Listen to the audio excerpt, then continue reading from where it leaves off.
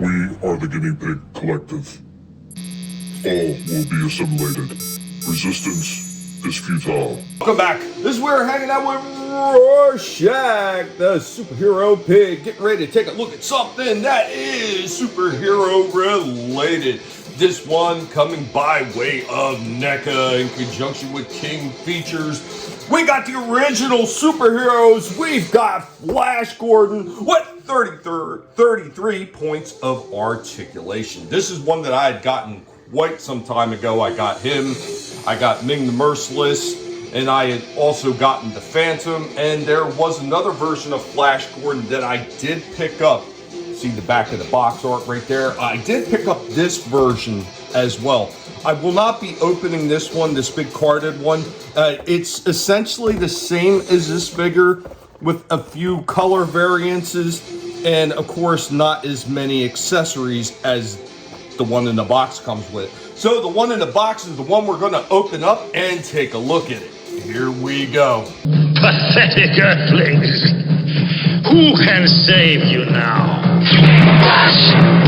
Here we go with Flash Gordon right out of the box in a nice static pose, and we'll bring in that other one that I'm not going to be doing the review on right now, but you can see the changes. There's a little bit of a difference right there in the waist, a little bit of difference in the coloration of the pants, and of course the big silver on the boot.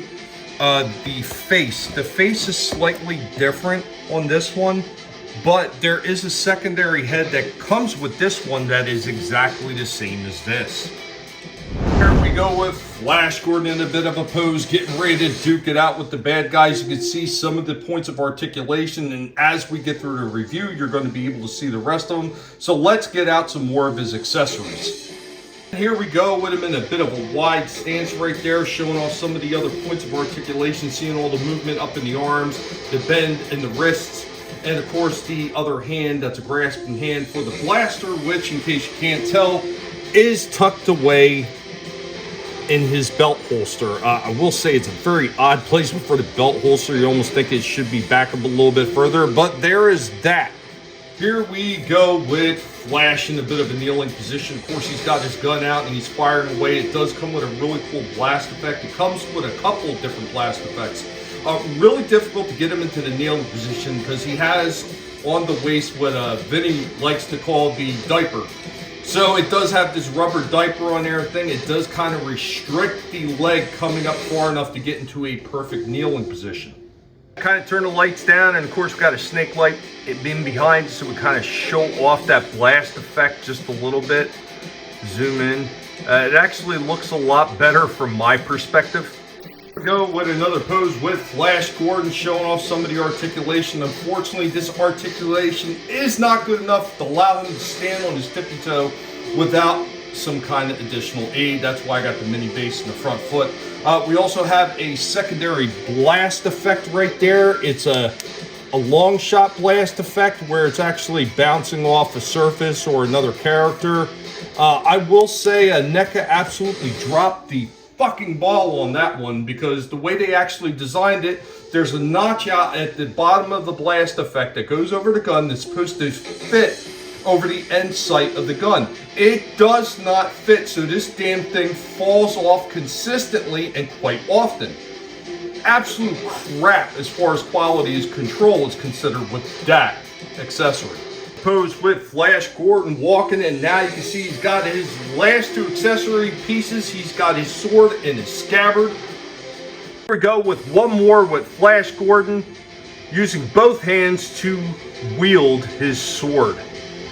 I will say overall this is a very nice looking figure, but there are a lot of huge misses in articulation on this one and the way some of the accessories work.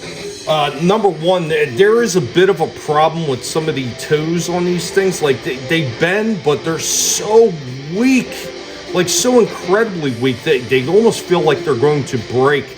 Another problem that I found with this one is in the arm joints up here.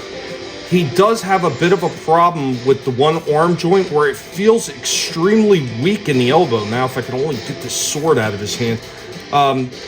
This this joint right here is very floppy and very weak. It shouldn't be like that. Quality control, Neca. Quality control.